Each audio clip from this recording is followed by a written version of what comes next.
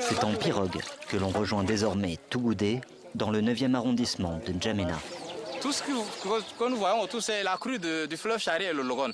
Là, en ce moment, c'est les deux qui sont à un certain niveau, très montés, et c'est ce qui fait qu'aujourd'hui, la crue a causé des inondations tout autour. Vous voyez Avec ses camarades de l'association Jeunesse Active, Ézéchiel vient constater les dégâts.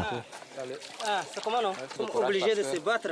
On n'a pas le choix parce que... Nos récoltes sont sous l'eau. Surtout nos riz là, sont submergés par l'eau. Nous n'avons pas les denrées alimentaires pour le moment.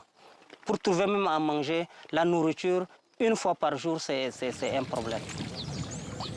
Les habitants de Tougoudé ont trouvé refuge de l'autre côté de la digue, dans le quartier Ndou, qui prend des allures de camp de réfugiés.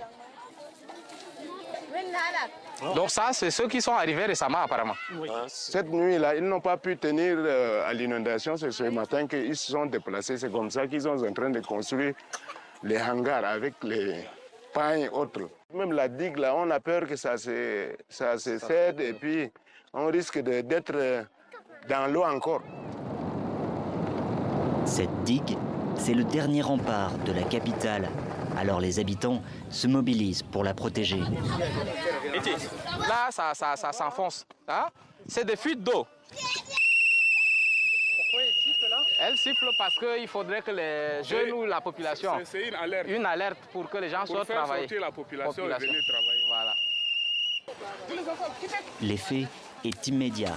Armés de pelles et de pioches, les habitants accourent pour colmater les fuites dans la digue en terre. Ils ont ce système qui est instauré dans presque tous les quartiers, comme je l'ai dit. Et c'est cette structure qui permet que cette digue reste encore aujourd'hui en vie. Les autorités assurent que la digue tiendra bon. Mais pour certains, c'est déjà trop tard.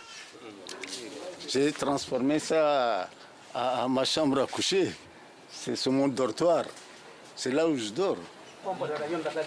Voilà l'eau qui nous a envahis. Tout le monde est parti, les maisons sont cassées.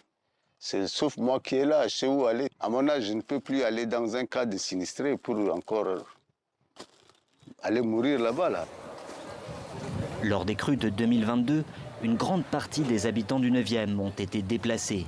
Ézéchiel et ses amis tentent d'alerter les autorités via les réseaux sociaux. Aller aux côtés des autres, interroger les gens sur les besoins qu'il y a sur le terrain là. C'est tout ce que nous pouvons faire et c'est une manière pour nous d'être utile à la société également et d'être utile à notre commune et utile à notre pays, le Tchad. Le 3e et le 6e arrondissement sont également touchés, alors que le niveau du fleuve a déjà dépassé d'1 mètre, celui enregistré lors des crues d'il y a 2 ans.